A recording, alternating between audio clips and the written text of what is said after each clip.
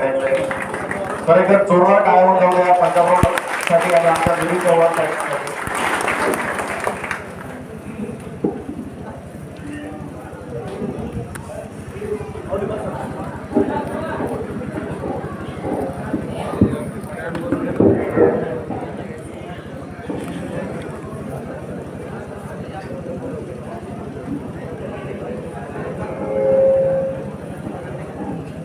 राशी सीड्स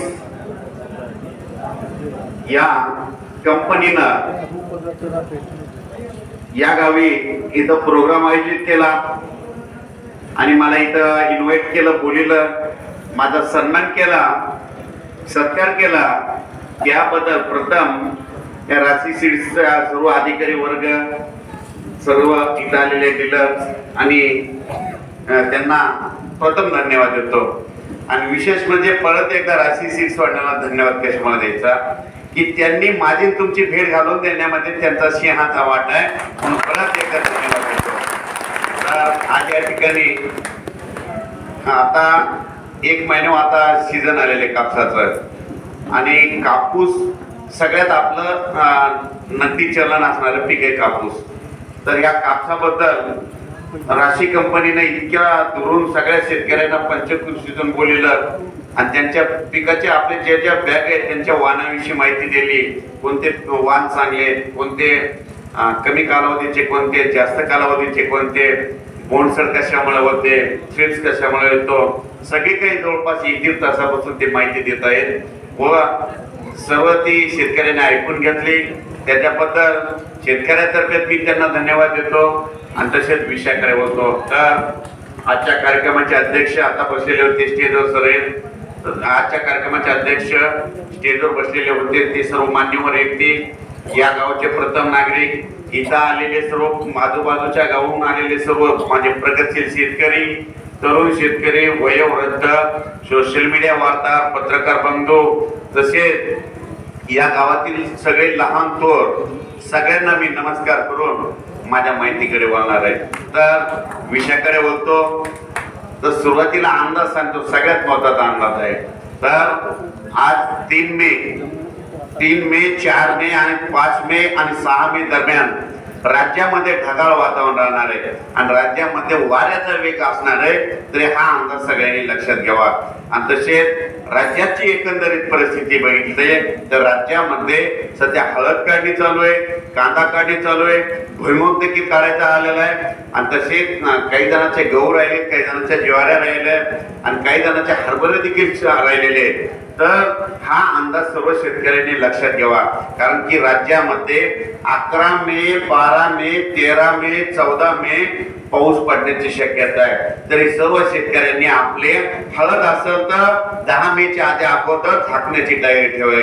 कांदा असेल तर ती देखील आपण 10 मेच्या आधी आपल्या घरी कसा आणता येईल याचं देखील सगळ्यांनी लक्षात घ्यावं. गहू असेल तर 10 तारखेच्या तुम्ही काढून घ्यायची तयारी ठेवा, कारण की 11 मे, 12, 13, 14 मे पर्यंत राज्यात पावसाचं वातावरण तयार होणार आहे, अवकाळी पाऊस पडणार आहे, मान्सून पूर्व पाऊस पडणार आहे.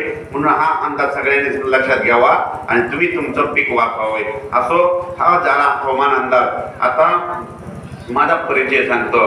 माझं नाव आहे पंजाब उत्तमराव टक, मुक्काम पोस्ट कोगळी धामणगाव, तालुका शिरूर, जिल्हा परभणी. म्हणजे मी काही खूप दूरचा नाही, इथून जवळपास 100 किलोमीटरचं अंतर असं. आणि तर माझं नाव आहे पंजाब उत्तमराव टक, मुक्काम पोस्ट कोगळी धामणगाव, तालुका शिरूर, जिल्हा परभणी. तर काय झालं, बऱ्याच लोकांना असं वाटायचं मी एक पंजाबची संस्था आणि महाराष्ट्रातल्या लोकांना अंदाज देतो. तसं काही नाही.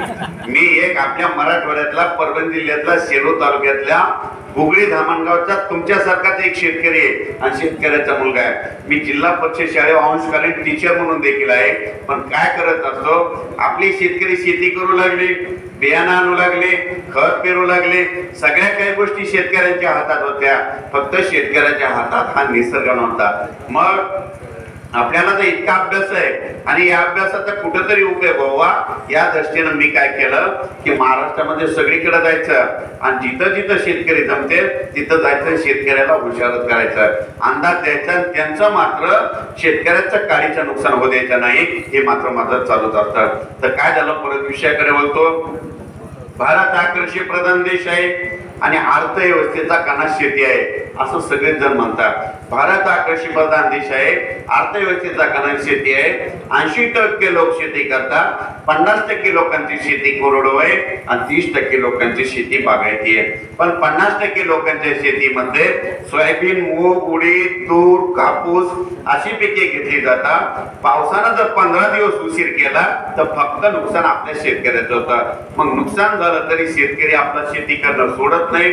आलेल्या संकटाला तोंड देणं हे मात्र चालूच असतं. पण काय झालं, गेली 2 वर्ष झालं, या 2 वर्षाच्या काळामध्ये लॉकडाऊन खरंच जगाला दाखवून दिलं खरी ताकद कोणामध्ये. या लॉकडाऊनच्या काळामध्ये या देशातील सगळ्या कंपन्या बंद झाल्या, बंद केल्या, बंद करण्यात आल्या.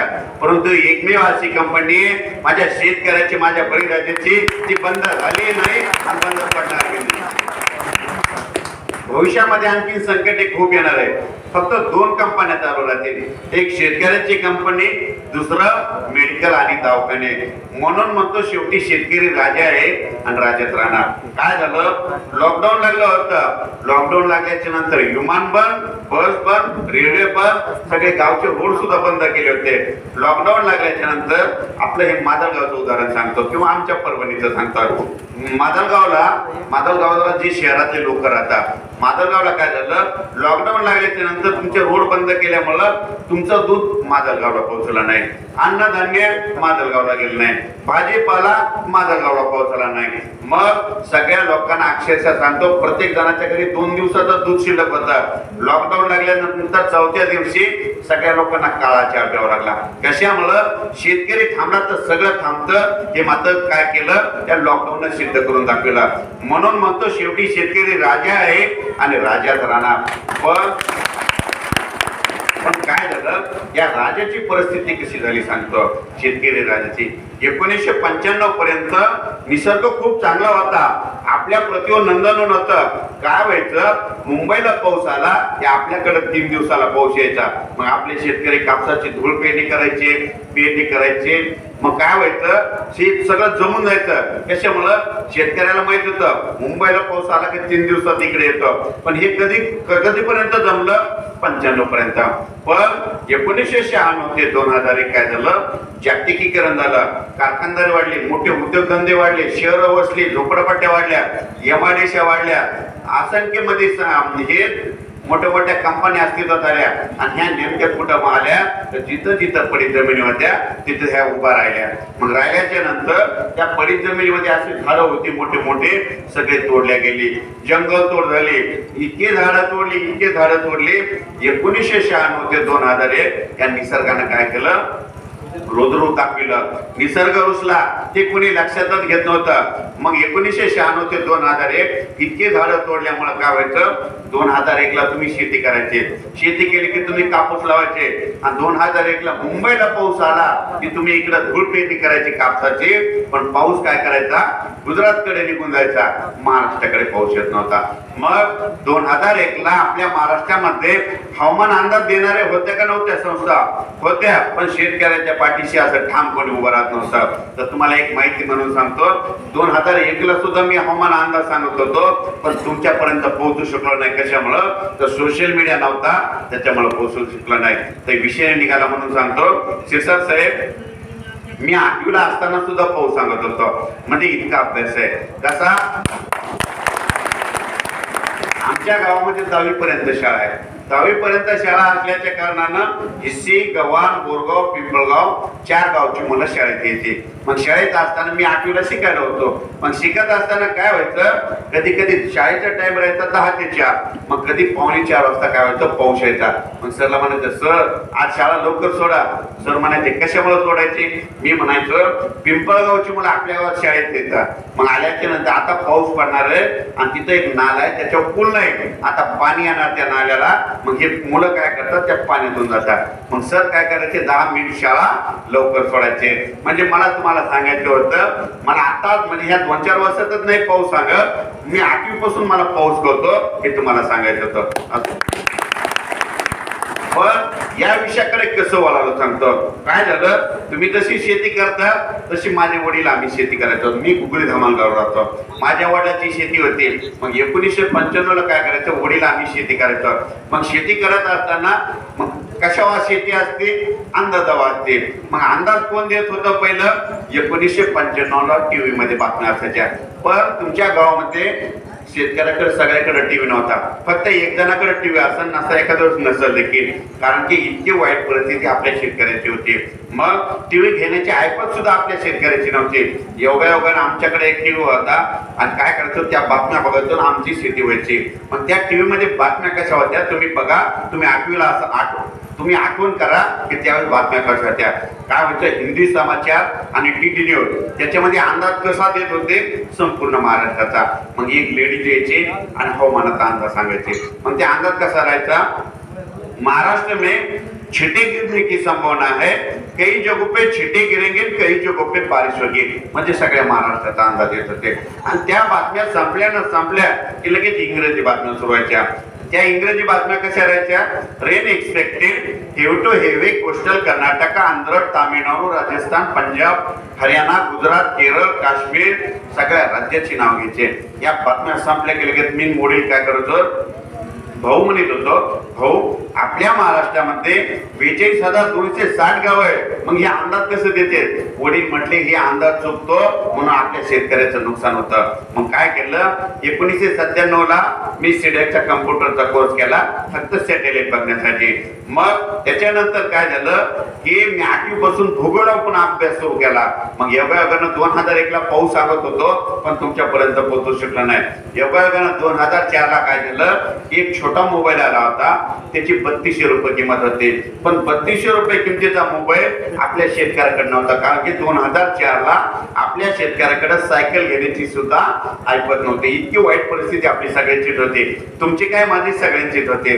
मग 2005 ला काय झालं की मी आपला बीटी कापूस आला, म्हणजे माझी परिस्थिती सांगतो. 2005 ला बीटी कापूस आला आणि 2006 ला ठिबक सिंचनावर 9 बाय 8 फुटावर कापूस लावणारा शेतकरी मी आहे. 2006 ला मी काय केलं, ठिबक सिंचनावर कापूस लावला आणि राशी योगायोगाने इथं राशी कंपनीचा कार्यक्रम आहे, तर 530 मी कापूस 2006 ला लावला होता ठिबक सिंचनावर. आणि 3 एकर मध्ये 87 क्विंटल कापूस काढलेला शेतकरी. काय झालं, 87 क्विंटल कापूस काढला. सगळ्या महाराष्ट्रातले शेतकरी माझ्याकडे भेट द्यायला यायचे, तुमच्या माधवगावचे तर खूप यायचे. आणि मग आल्याच्या नंतर काय झालं की मग तिथं शेतकरी आल्याच्या नंतर त्यांचे नंबर मी माझ्या वहीमध्ये लिहून ठेवले. म्हणलं या नंबरचा आपल्याला भविष्यात उपयोग होणार आहे. योगायोगाने काय झालं, योग येत केले. 2013, 14 आणि 15 ला ऑनलाईन मोबाईल आलं, व्हॉट्सअप आलं, जिओ आलं, ट्विटर आलं. मग मी म्हटलं आता आपल्या शेतकऱ्याला मदत करण्याला चान्स आहे.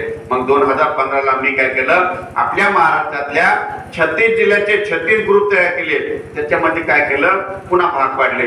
पूर्व विदर्भ 6 जिल्हे, पश्चिम विदर्भ 5 जिल्हे, पूर्व विदर्भ, पश्चिम विदर्भ, दक्षिण महाराष्ट्र, उत्तर महाराष्ट्र, कोकण पट्टी, मराठवाडा, खानदेश असे वेगवेगळे भाग केले. कशामुळं, जर समजा गुजरात मधून पाऊस आला तर उत्तर महाराष्ट्रातल्या शेतकऱ्याला मेसेज करायचा आणि त्यांचं नुकसान वाचायचं. तसेच मध्य प्रदेश मधून पाऊस आला तर विदर्भातल्या शेतकऱ्याला मेसेज करायचा आणि त्यांचं नुकसान वाचायचं. आणि जर पाऊस तेलंगणातून आला तर आपल्या मराठवाड्यातल्या शेतकऱ्याला मेसेज करायचा आणि आपल्या शेतकऱ्याचं नुकसान वाचायचं. आणि जर पाऊस कर्नाटक मधून आला तर दक्षिण महाराष्ट्रातल्या शेतकऱ्याला मेसेज करायचा आणि त्यांचं नुकसान वाचायचं. असं करत करत मी काय केलं, माझ्या व्हॉट्सअपच्या ग्रुपमध्ये, तुमच्या ग्रुपमध्ये 4-5 ग्रुप असते, माझ्याकडे 700 ग्रुप आहे. पण 700 ग्रुप 2015 ला स्थापन केले. आणि गेल्याच्या नंतर काय झालं, मी सगळे त्याच्यावर काय केलं, नाव टाकलं पंजाब डक हवामान परभणी. परभणी कशामुळे दिलं, म्हणलं आपल्या जिल्ह्याचं नाव असावं आणि पंजाब माझं स्वतःचं नाव. आडनाव डक आहे. तुमचे इथे ते आपले मादलगावचे डक आहेत ना, ते आम्ही भावकीचे आहेत, असं चुलते असं. तर या नाव दिल्याच्या नंतर काय झालं, मी समजा आपल्या शेतकऱ्याचं नुकसान होणार असलं तर रात्री 2 वाजता उठत असतो, मेसेज टाईप करतो आणि टाकल्याच्या नंतर मी मेसेज टाकल्याच्या नंतर तो मेसेज 2 लाख शेतकऱ्याला जातो 3च मिनिटात. आणि तोच मेसेज तोच मेसेज रात्रीपर्यंत सकाळपर्यंत महाराष्ट्रातील 42,260 गावामध्ये 3 कोटी लोकांच्या मोबाईलवर जातो आणि नुकसान वाचत असतो. तर हे असं नुकसान वाचवत असताना काय झालं, मी इतक्या समाधान नाही झालं. मी काय केलं, आपल्या शेतकऱ्याचं आणि बियाणाचं गणित जुळवणं केलं. म्हणजे कसं होऊ लागलं तुम्हाला माहिती आहे. आता म्हणजे मी स्वतः प्रॅक्टिकली शेती करतो म्हणून मला सगळ्या गोष्टी माहिती आहेत. म्हणजे शेतकऱ्याचं आणि बियाणाचं गणित कसं जुळवणं गेलं, मूग पेरला की 60 दिवसाला मूग निघतो, 61 दिवशी पाऊस हजारच होणार. सोयाबीन करा 100 दिवशी निघतात, 101 दिवसाला पाऊस येणार. कांदा करा, कांदा काढणीपर्यंत काही नसतं, कांदा केला वरी ढिगलं मारून ठेवले, अवकाळी पाऊस येणार आणि कांदा भिजणार. म्हणजे बघा आता नेमकं कांदा काढणी चालू आहे, 11, 12, 13चा बिलकुल पाऊस येणार आणि सगळ्यांचा कांदा भिजणार.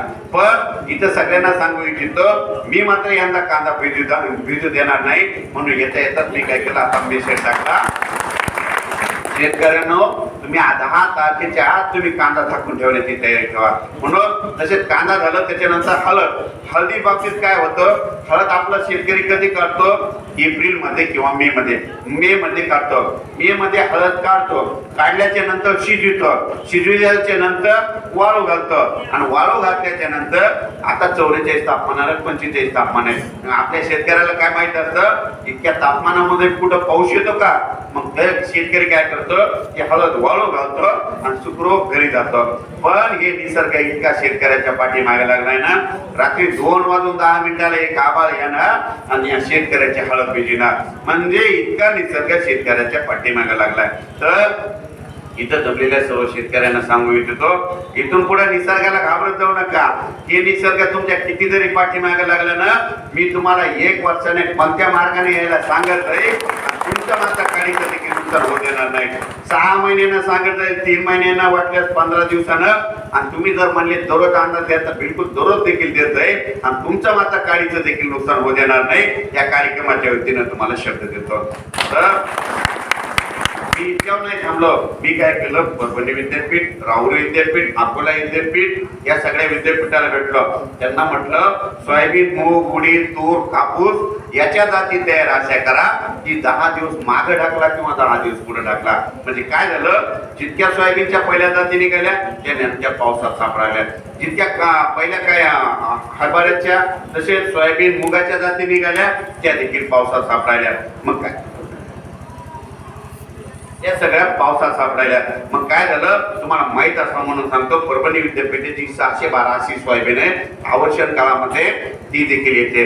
तसे राहुरी विद्यापीठाचे फुले संगम, फुले किमिया या देखील चांगल्या जाती आहे. आणि तसेच MDS रुची कंपनीचे 1001, 2001 शेतकऱ्यासाठी वरदान ठरलेले आहे. तसेच जबलपूरची JS 9305 ही देखील जात चांगली, या जाती तुम्ही करा. आणि तसेच कापसाबद्दल तर तुम्हाला या राशीच्या सगळ्या अधिकारी वर्गांनी तुम्हाला सगळ्या जाती सांगितल्या, पण तुम्हाला माहिती देखील आहे, तुम्हाला अनुभव देखील आहे, म्हणून याची काही तुम्हाला सांगण्याची गरज नाही. या जाती तुम्हाला सगळ्या माहिती चांगल्या आहेत, म्हणून या जाती तुम्ही तुमच्या करा आणि तुम्ही तुमचं उत्पन्न वाढवा.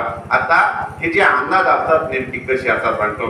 काय झालं, मे महिना झाला की जून महिना लागतो. आता ते अंदाज कसे असतात ते विषयाकडे बोलतो. 1 जून नंतर पडलेला पाऊस मान्सूनचा गृहीत धरत जा आणि 30 मेच्या आधी पडलेला पाऊस अवकाळी गृहीत धरत जा. हे पण काय झालं, 1 किंवा 2, 3, 4 जूनला पाऊस पडला की आपले शेतकरी म्हणतात त्याला अवकाळी. इथून पुढे त्याला अवकाळी म्हणत जाऊ नका, कारण की या वर्षीचा तुम्हाला हवामान अंदाज सांगतो, या वर्षी समाधानकारक पाऊस पडणार आहे आणि सगळे पिकं जोरात येणार आहे. आणि तसेच या वर्षी 2 जून, 3 जून आणि 4 जूनला एक पावसाचं आगमन होणार आहे, त्याच्यात पाऊस पडणार आहे. त्याच्यानंतर 18 जून, 19 जून, 20 जूनला पाऊस पडणार आहे, त्याच्यात काही भागात पाऊस पेरणी होणार आहे.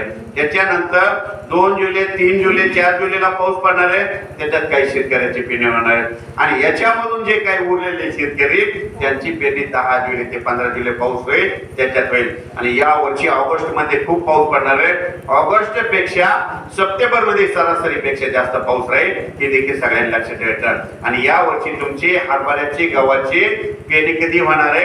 28 ऑक्टोबर ते 10 नोव्हेंबर दरम्यान होणार आहे. कारण की 28 ऑक्टोबरला थंडी येणार आहे, म्हणून हे देखील सगळ्यांनी अंदाज लक्षात घ्यावा. आणि या वर्षी सगळे पिकं जोमाने येणार आहे, म्हणून हे देखील तुम्ही हा अंदाज लक्षात ठेवा. आता परत सांगतो की 1 जून नंतर पडलेला पाऊस मान्सूनचा कशामुळे गृहीत धरायचा.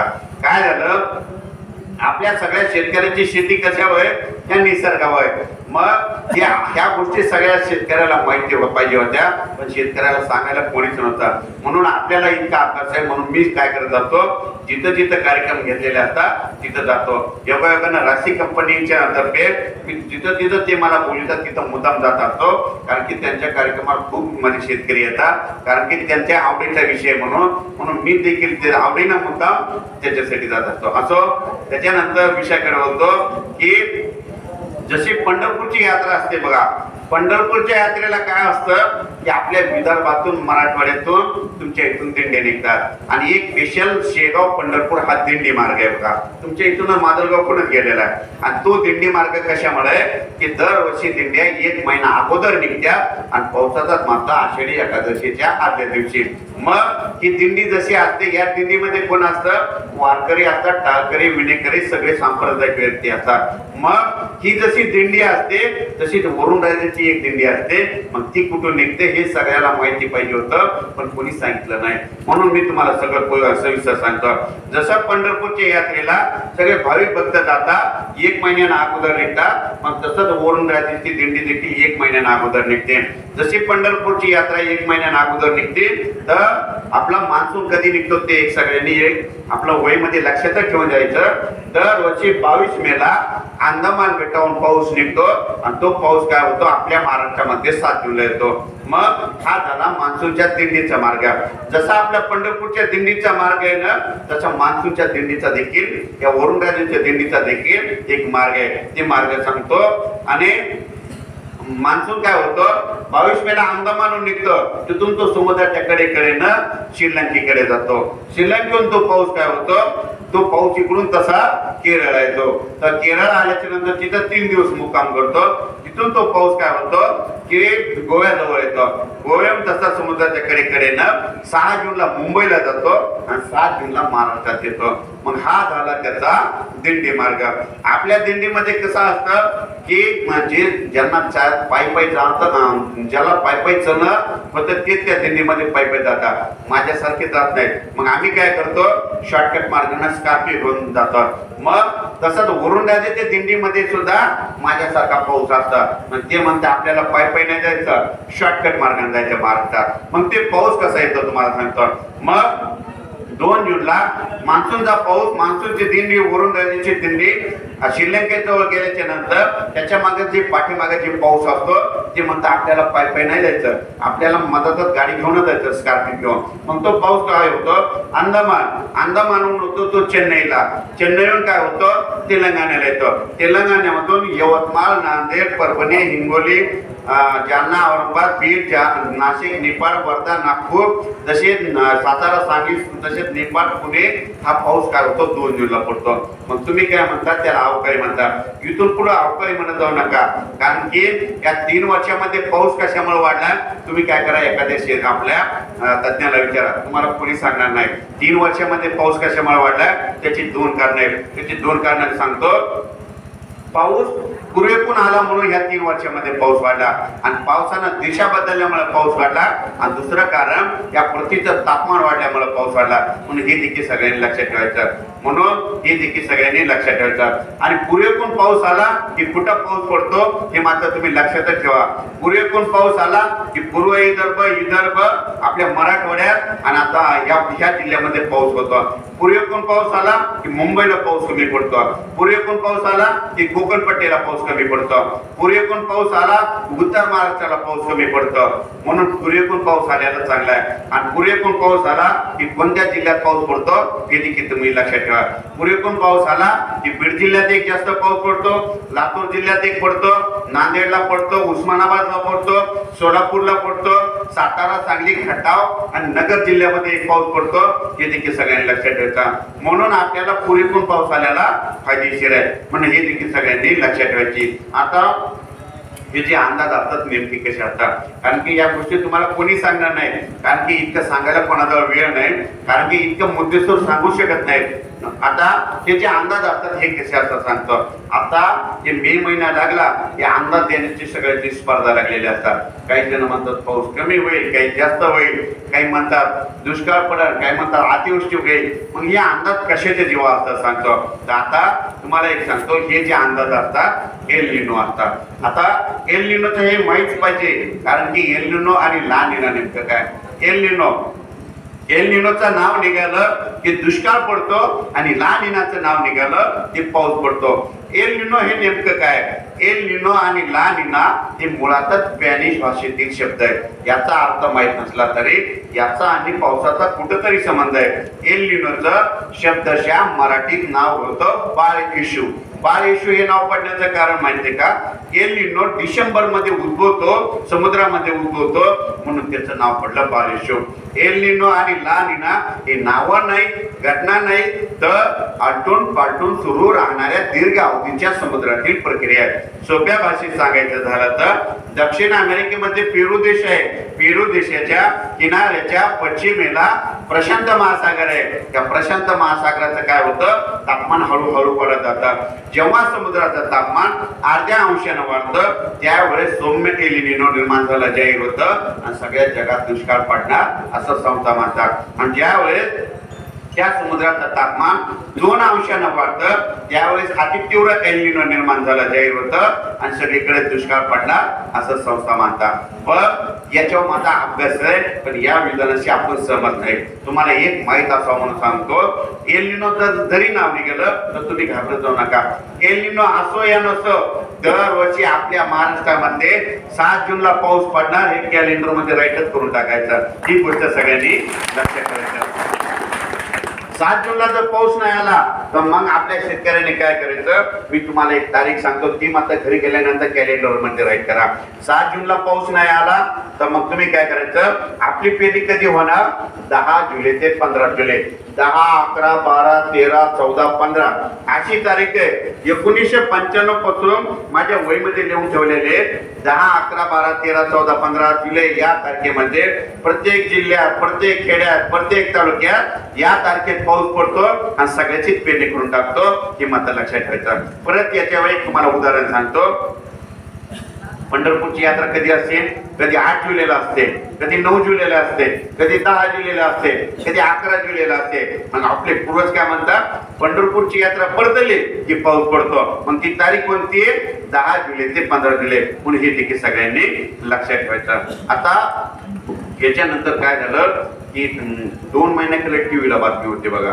काय होती, या वर्षी मराठवाड्यात विदर्भात दुष्काळ पडणार असं टीव्हीला दिलं होतं. ती बातमी टीव्हीला आली, मला इतके फोन आले की रात्रभर झोपू देत नव्हते. म्हणजे आपल्या इथं दुष्काळ पडत का. मी म्हणलो काय करा, तुमची शंका कायमची दूर करून टाकतो. मग तुम्ही एक माहीत असं म्हणून सांगतो, यावयानं तुम्ही आपण त्या पट्ट्यामधलेच आहेत म्हणून सांगतो. काय करायचं, आपल्या महाराष्ट्राचा नकाशा असा समोर धरायचा आणि मी म्हणतो तशी फक्त रेषवाडा. आपण समजा एखादा हे समजा इथं सगळे कशी जनता, सगळे शेतकरी बसले आहेत, अशी मधातून एक कशी रेष वाढायची तशी रेषवाडा फक्त. तर काय करायचं, अमरावती जिल्हा आहे बघा, अमरावती जिल्ह्याहून निश्चित चलत यायचं. मी म्हणतो तसं त्या जिल्ह्यानं चलत यायचं. अमरावतीहून काय करायचं, अमरावती जिल्ह्यामध्ये अचलपूर तालुका आहे, अचलपूरला यायचं. अचलपूरहून काय करायचं, अकोटला यायचं. अकोटहून काय करायचं, अकोल्याला जायचं. अकोल्याहून काय करायचं, वाशिमला जायचं. वाशिमहून काय करायचं, परभणी जिल्ह्यात जिंतूरला जायचं. जिंतूरहून काय करायचं, जालना जिल्ह्यात घनसावंगीकडे जायचं. घनसावंगीहून काय करायचं, तसंच या गेवराईकडे यायचं, ह्या हवेनं म्हणजे ते गडी मार्गे गेवराईला यायचं. आणि गेवराईने काय करायचं, असं केजकडे जायचं. केजून धारून आपलं केजून काय करायचं, अंबाजोगाईला जायचं. अंबाजोगाईहून लातूरला जायचं. लातूरहून निलंग्याला जायचं. निलंग्याहून मग शेवटचं टोक कोणतं आहे, देवणीला जायचं. अशी सरळ रेषवाड्याची. इथून इकडे कधीच दुष्काळ पडणार आहे हे मात्र लक्षात ठेवायचं. कारण की जून मध्ये समजा जर जून मध्ये पाऊस नाही पडला आणि तुमची एक पेरणी नाही झाली तर भविष्यामध्ये एक गोष्ट लक्षात ठेवायची, आपली मात्र एक पेरणी होणार ती म्हणजे सप्टेंबर मध्ये तुम्हाला बंगालच्या खाडीचा पाऊस येईल आणि तुमची मात्र पेरून देणार, पेरणी करून देणार. हे मात्र आपल्या मराठा मी जी रेस सांगितली ना त्यांनी लक्षात ठेवायचं. कारण की तुम्हाला एक सांगतो, सप्टेंबर ऑक्टोबर मध्ये इकडून चक्रीवादळ झाल्याच्या नंतर मी आता त्या तिथं आपलं तुम्हाला इथे एक गडी म्हणून आता गडी रोड आहे ना, हे पाऊस काय होतो इकडला त्या गडीच्या रोडच्या अंकड इकडे पडतात पण पलकड सकतच नाही. घनसावंगीला जाऊन आलो, सगळा पाऊस रात्रंदिवस 3 दिवस आपल्याला झडके चालू असतात. 3 दिवस पाऊस पडतो त्या घनसावंगीच्या इकडं पडतंय पण घनसावंगीच्या पलकड पडतच नाही. म्हणून हे पट्टा लक्षात ठेवायचा. म्हणून तुमची पेरणी एक जरी नाही झाली तर एक होणार आणि जरी समजा एखाद्या तुमचे कापसाची नाही झाली तर एक गोष्ट लक्षात ठेवायची, हरभरा कधी येतंय ते मात्र सगळ्यांनी लक्षात ठेवायचं. आता हे झाला हवामान अंदाज. तर याच्यामध्ये आता परत सांगतो, हे जे मी अंदाज बांधत असतो ते अंदाज कशाचे जेव्हा बांधतो सांगतो. काय झालं कोणता तज्ञ सांगणार नाही पण हे तुम्हाला गोष्टी सांगतो. काय झालं हे जे मी अंदाज बांधतो तारखा हे करतो, बऱ्याच लोकांना वाटतं माझ्याकडे दैविक शक्ती आहे, जादूची कांडी आहे. तसं काही नाही. तर तुम्हाला एक माहिती म्हणून सांगतो, माझ्याकडे दररोज 5-5, 7-7 गाड्या येतात मला भेटायला. कशामुळे माहिती आहे का, ते म्हणतात डगसाहेब आमच्या मुलाचं लग्न जमल का नाही. मी म्हणत असतो ह्या गोष्टी मला काय माहित नाही, मी फक्त पाऊस हे सांगतो.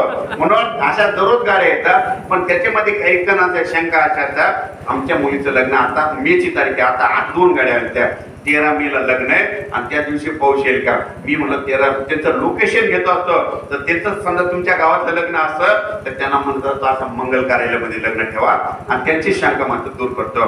पण कोणाचं हे ह्या दुसऱ्या बाकीच्या गोष्टी सांगत नाही. असं की जे अंदाज बांधत असतो त्यांना वाटतं की साहेबाकडे जादूची कांडी. पण हे कसं माझा स्वतःचा अभ्यास आहे, तुम्हाला सांगतो. 2015ला वारे कसे वाहत होते, 2015ला आपल्याला थंडी होते का नव्हते. मग थंडी कशी होती सांगतो. 2015ला दुबई, कराची, पाकिस्तान, काश्मीर अशी थंडीची लाट होती. माझं त्या थंडीवर लक्ष होतं. मग त्यावेळेस थंडी होती. 2015ला पाऊस झाला का नाही झाला, आपल्याकडे थंडीत नव्हते. मग 2016ला मी म्हटलं ही थंडी ज्यावेळेस महाराष्ट्रातून जाईल तेव्हाच आपल्याला पाऊस येईल. 2016 थंडी काय झालं, दुबई, कराची, पाकिस्तान, मुलतान, काश्मीर एक राज्य खाली थंडी सरकली. मी म्हटलं आणखी 4 वर्षात ही थंडी बिलकुल आपल्याकडे येते. योगायोगानं 2016ला पाऊस नाही झाला. 2017ला काय झालं, दुबई, कराची, गुजरात, उत्तर प्रदेश आणि उत्तराखंड अशी तिरकस थंडी गेली. मी म्हणलं आणखी 2 वर्ष लागतात या थंडीला यायला. मग 17ला पाऊस नाही झाला. 2018ला काय झालं, दुबई, कराची, गुजरात, विदर्भ म्हणजे आपल्या महाराष्ट्रातून 2018ला थंडी गेली. मग मी म्हटलं आता बिलकुल पाऊस आपल्याला 2019ला येत आहे. मग योगायोगानं काय झालं, बाकी सगळ्यांनी सांगितलं होतं की महाराष्ट्रामध्ये 2019ला दुष्काळ पडणार. फक्त मी त्यांच्या विरोधात माझा अंदाज होता. मी म्हणतो ओला दुष्काळ पडणार. मग ते म्हणजे कशामुळं, मी म्हणलं माझा स्वतःचा अभ्यास आहे. ते म्हणले मग बघूच म्हणलं. मी म्हणलं बघूच थोडा माझ्या समोरच आहे. योगायोगानं काय झालं, योगायोगानं काय झालं, मी हैदराबादला जाऊ लागलो आणि जात असताना काय झालं की तिथं मला दैनिक वाला पेपरवाले भेटले. मला म्हणले पंजाब सर 2019, 20, 21 मध्ये जर पाऊस नाही पडला तर माणसं शेतकऱ्याला पाणीच राहायचं नाही प्यायच्या. म्हणजे इतकी वाईट परिस्थिती होती. योगायोगानं काय झालं, लातूरला रेव्हेन्यू पाणी चालू होतं 2019ला. मी म्हणलो तुम्ही एक बातमी द्या, 2019, 20, 21 राज्यामध्ये एकही तळ कोरडा राहणार नाही, सगळीकडे पाणी होईल असा अंदाज दिला आणि शेवटी तसं झालं. आणखीन गेल्या वर्षीच उदाहरण सांगतो. तुमच्या इथं शेतकरी संघटनावाल्याने माजलगावला एक कार्यक्रम ठेवला होता मोण्यामध्ये आणि तिथं मला बोललेलं होतं. मला म्हणले हे तुमचं तळ भरल का नाही, तर मी म्हणलं होतं की 8 दिवसातच तुमचं तळ भरल. आणि शेवटी 8 दिवसात एक चक्रीवादळ जाणार होतं मला माहित होतं आणि त्याच्यामुळे लगेच भरला. आणि आणखीन एक सांगतो की मी नेवाशाला एक माझा प्रोग्राम होता आणि तिथं पैठणच्या तिथं काय झालं, असे शेतकरी भेटले. मला म्हणले पंजाब सर यावर्षी तळ भरेल का नाही. मी म्हणलो 30 तारखेच्या आत तळ भरल. मग काय झालं, 30 तारखेच्या आत तळ भरेल म्हणल्यावर सगळ्यांचं लक्ष लागलं. तर ते म्हणले कशामुळे. मी म्हणलं एक चक्रीवादळ इथून जाणार आहे, मला माहित आहे ते नाशिककडे पाऊस पडणार आहे, ते भरल्याच्या नंतर सगळे तळे भरतील. योगायोगानं 29 तारखेला अतिवृष्टी झाली, एका दिवसामध्ये तळ आपलं भरलं आणि आपलं पैठणचं धरण 102 TMC आहे, पण काय झालं 50 TMC पाणी सोडून दिलं आणि पुन्हा 100 धरलं, म्हणजे दीड वेळेस धरण भरल्यासारखं झालं. म्हणून कोणतं तळ भरण हे इतका अभ्यास आहे मी टायमिंग सांगतो. असं मी नुसतं तळ भरण म्हणलं, आमच्या पाहुण्याने सगळ्यांनी केळी लावून टाकल्या, ऊस लावून टाकले. म्हणजे त्यांना म्हटले, मग लगेच त्यांचे मला फोन, तुम्ही म्हणले तिथं तळ भरण, लगेच त्याने केळी लावल्या. असं आणि इथं केळी नाही तर जवळपास मी हक्काव नांदेड पर्यंत गेलतो, तिथपर्यंत लोकांनी केळी लावल्या. ते म्हणले तुम्ही म्हणले ना तळ भरणार, सगळ्यांनाच लावून टाकलं. असं इथून पुढे तुम्हाला म्हणलो ना, इथून पुढे घाबरत जाऊ नका, तुमचं मात्र काळीचं देखील नुकसान होऊ देणार नाही. त्या कार्यक्रमाच्या वतीने शब्द देतो. आता हे जे अंदाज असतात हे नेमके कसे असतात सांगतो. मी महाराष्ट्रभर फिरत असतो, तुम्हाला विषय निघाला म्हणून सांगतो. मी ह्या 2 वर्षामध्ये 1,95,000 किलोमीटर फिरलो आणि 14,000 गावाला भेटी दिल्या. आणि भेटी दिल्याच्या नंतर काय झालं की माझ्याकडं मी सगळ्या शेतकऱ्याचं नुकसान वाचलं म्हणून 7,500 शेतकऱ्यांनी माझा नॉन स्टॉप सत्कार केला. म्हणजे इतका सत्कार कोणाचा झालेला नाही, इतका सत्कार शेतकऱ्यांनी केला फक्त शेतकऱ्याचं नुकसान वाचलं म्हणून हे असं काम करीत असतं. पण फिरत असताना काय झालं, मला एक गोष्ट लक्षात आली, आपल्या सगळ्या शेतकऱ्याकडे अँड्रॉइड मोबाईल नाही, व्हॉट्सअप नाही, जिओ नाही. मग काय झालं, मग मी शेतकऱ्यांसाठी काय केलं, असे इंडिकेटर शोधून काढले या निसर्गामध्ये. समजा माझा मेसेज जर नाही आला तर तुम्हाला पाऊस कसा ओळखायचा हे तुम्हाला सांगतो. मग ते इंडिकेटर तुम्हाला सांगतो काय करायचं. पावसाळ्यामध्ये पूर्व दिशा आणि पश्चिम दिशेला काय होतं, पावसाळ्यामध्ये आकाश लाल होतं, तांबडं होतं. आणि तांबडं आभाळ झालं की तुम्ही माझा मेसेज जर नाही आला तर एक गोष्ट लक्षात ठेवायची की 3 दिवसात पाऊस पडतो, हे मात्र लक्षात ठेवायचं. तुम्हाला बघायचं झालं तर तुम्ही काय करा, 11-10 तारखेला तुम्हाला तांबडा आभाळ इकडच्या भागातून झालेलं दिसत आणि ते तांबडा आभाळ तुमच्या डोक्यावर आलं की तुम्ही म्हणायचं आता 12-13 तारखेला बिलकुल तुमच्या धर्मेवाडीला पाऊस पडणार, हे लक्षात ठेवायचं. आता दुसरं कारण सांगतो. पावसाळ्यामध्ये आपल्या घरी असे लाईट असतात, ट्यूब असतात. पावसाळ्यामध्ये आपल्या घरच्या लाईटवर ट्यूबवर किडे आले, पापुळे आल्या की समजायचं 3 दिवसाला पाऊस पडतो, हे मात्र लक्षात ठेवायचं. तुम्हाला बघायचं झालं तर तुम्ही काय करा, 10 तारखेला बघा तुमच्या घरच्या लाईटवर किडे आलेले दिसतील आणि लगेच तुम्ही म्हणायचं आता 3 दिवसात आपल्या धर्मेवाडीला पाऊस पडणार, हे कारण तुम्ही तुमचं ओळखायचं. तिसरं कारण सांगतो. काय होतं, पावसाळ्यामध्ये मृग नक्षत्र लागतो. मृग नक्षत्र लागल्याच्या नंतर मिरग निघतो.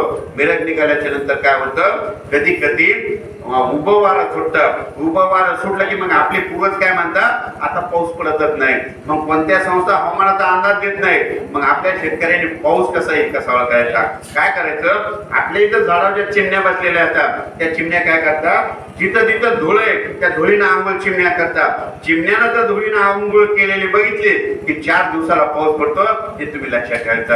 आणि आणखीन एक परत सांगतो, चिमण्यानं जर तुम्ही धुळीनं आंघोळ केलेली बघितली की तुमचा तळमत 100% भरणार, हे तुम्ही राईटच करून टाकायचं कॅलेंडरमध्ये. म्हणून हे देखील अंदाज सगळ्यांना लक्षात ठेवायचा. आणखीन परत एक सांगतो की काय झालं की 8वी-9वीला तुम्ही शिकत होतात आणि 8वी-9वीला शिकत असताना विज्ञानामध्ये एक असा प्रश्न होता, पावसाळ्यामध्ये रेल्वेच्या शिट्टीचा आवाज दूरवर ऐकू येतो, त्याचं शास्त्रीय कारण सांगा. मग त्याचं शास्त्रीय कारण उत्तर काय होतं, ज्या वेळेस बाष्पाचे ढग, पाण्याचे ढग वरी असले की त्यावेळेस त्या रेल्वेच्या शिट्टीचा आवाज दूर लोकांना ऐकू येतो, हे त्याचं कारण होतं. म्हणून हे देखील तुम्ही लक्षात ठेवायचं. म्हणून पाऊस जर येणार असला तर रेल्वेची शिट्टी म्हणजे रेल्वेच्या त्या सायरनचा आवाज सगळीकडे ऐकू येतो. म्हणून हे देखील सगळ्यांनी पाऊस येण्याचं कारण लक्षात ठेवायचं. परत एक सांगतो, आता पावसाळ्यामध्ये विमान सरासरी आवाज येत नाही विमानाचा, पण पावसाळ्यामध्ये विमानाचा आवाज आला की 3 दिवसाला पाऊस पडतो, हे तुम्ही लक्षात ठेवायचं. तुम्ही काय करा, 11 तारखेला बघा, 10 तारखेला बघा तुम्हाला विमानाचे आवाज येऊ लागतील. आणि 10 तारखेला विमान वाजलं रात्रीच्याला किंवा सकाळी वाजलं की तुम्ही म्हणायचं आता 2 दिवसात बिलकुल पाऊस पडतो. म्हणून हे देखील तुम्ही लक्षात ठेवायचं. कारण की विमान यंत्रणा हे रडार यंत्रणा बसलेले, ज्या वेळेस बाष्पाचे ढग, पाण्याचे ढग वरी असले की त्यावेळेस त्या विमानाचा आवाज येत नसता येत नाही. म्हणून हे देखील सगळ्यांनी लक्षात ठेवायचं. आणखी परत एक सांगतो, तुमच्या बाजूला गाव कुठे 3 किलोमीटर इथं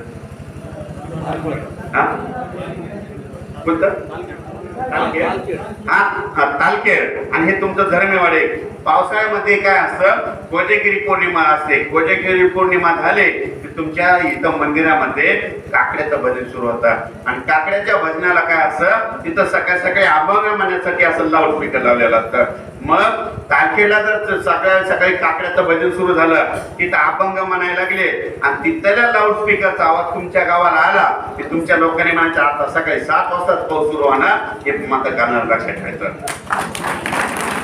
कारण की ज्यावेळेस बाष्पाचे ढग वरे असले की त्यावेळेस त्या गावच्या लाऊडस्पीकरचा आवाज तुमच्या गावाला येतो, नसता गिरवी येत नाही. म्हणून हे देखील कारण तुम्ही लक्षात ठेवायचा. आणखी परत एक सांगतो, पावसाळ्यामध्ये आता इथं डोंगर नाहीत नसता तर पावसाळ्यामध्ये काय व्हायचं की आहे इथे एक डोंगर आहे नव्हतं बाजू दिसते वाटतं. तर पावसाळ्यामध्ये गच्चीवर गेल्याच्या नंतर डोंगर आपण दररोज बघतो. डोंगर पावसाळ्यामध्ये पाऊस येणार असला की ते डोंगर दररोज लांब दिसतात, पण ज्या दिवशी पाऊस येणार असला की ते डोंगर असे जवळ आल्यासारखे दिसतात. म्हणून हे देखील पाऊस येण्याचं कारण तुम्ही लक्षात ठेवायचं. परत एक सांगतो की पाऊस येणार का नाही पहिलं कोण अंदाज देत होतं. पहिलं काय व्हायचं टीव्ही आपलं 1970 ला 80 ला असा अंदाज देणारे कोणीच नव्हतं. मग आपले शेतकरी आपले पूर्वज काय करायचे, अंदाज कोण सांगत होतं, गावरान आंबाचं झाड सांगत होतं. म्हणजे साधा गावरान आंबा सुद्धा तुम्हाला सांगतो पाऊस पडणार आहे की नाही. मग ते कसं सांगतो तुम्हाला सांगतो, ज्या वर्षी गावरान आंबा पिकला आणि त्या आंब्याचा तुम्ही रस खाल्ला की समजायचं दुष्काळ पडतो. बघा तुम्ही या 2017 पर्यंत महाराष्ट्रातल्या लोकांनी इतका रस खाल्ला दुष्काळाचा सामना करावा लागला. पण या 2018, 19, 20 मध्ये तुम्हाला बघा तुमच्या गावरान आंब्याच्या झाडाला फुलवरच लागलं नाही. यावर्षी बी बघा तुम्ही फुलवर आहे का नाही, गायऱ्या सुद्धा नाही.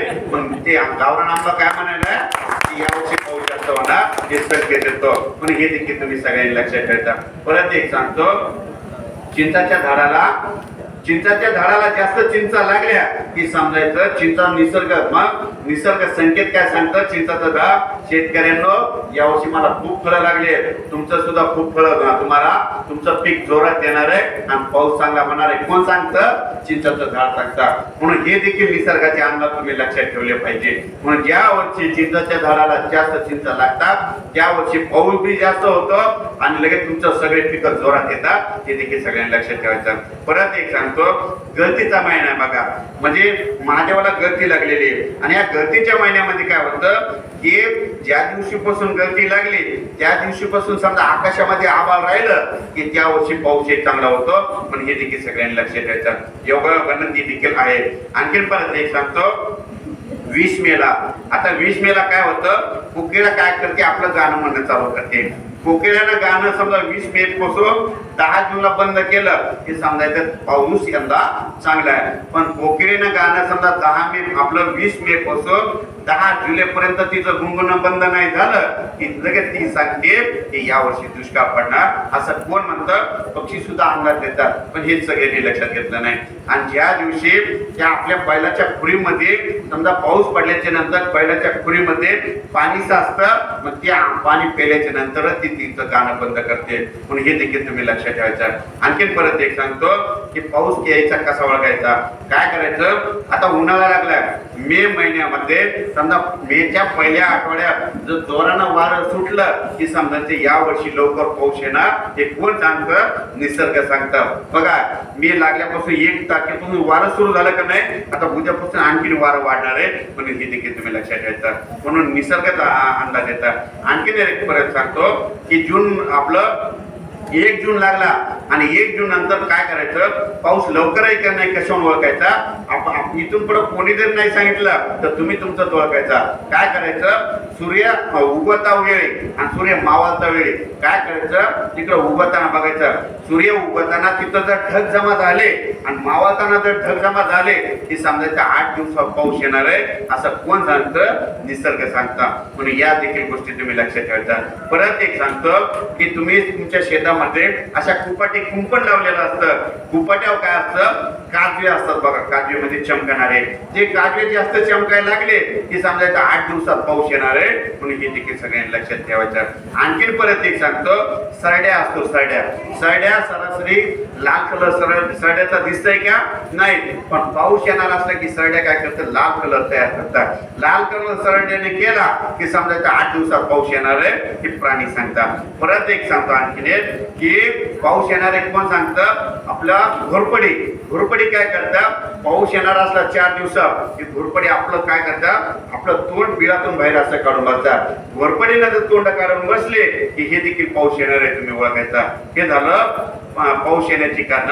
आता पाऊस न येणं आणखी एक कारण सांगतो की ज्या माणसाला दम आहे, ज्या माणसाला दम आहे आणि दम्या असणाऱ्या माणसाला काय होतं, आभाळ आलं की त्रास होतं. पण दम्या असणाऱ्या माणसाला पाऊस येणार असला की डॉक्टरकडे जाण्याची वेळ येते आणि इंजेक्शन द्यावं लागतं. लगेच तिकडे त्यांना इंजेक्शन दिलं की इकडे पाऊस सुरू होतो. हे देखील पाऊस येण्याचं कारण तुम्ही लक्षात ठेवायचं. आणखी परत एक सांगतो, काय झालं, हे डॉक्टर लोक सगळे माझे मित्र आहेत. मी म्हणतो डॉक्टर साहेब तुमचे पेशंट वाढले का नाही, मला म्हणाले डॉक्टर साहेब तुम्ही पाठवायले की काय, मला मी पाठवत नाही हे निसर्ग पाठवत आहे. म्हणून हे देखील कारण तुम्ही लक्षात ठेवायचं. परत एक सांगतो, आमच्याकडे मोठे वाडे आहेत बघा आणखी गावाकडे. मग मोठे वाडे असल्याच्या नंतर माडीचे दरवाजे आहेत. आमचं एक घरचंच उदाहरण सांगतो, माडीचे दरवाजे आहेत.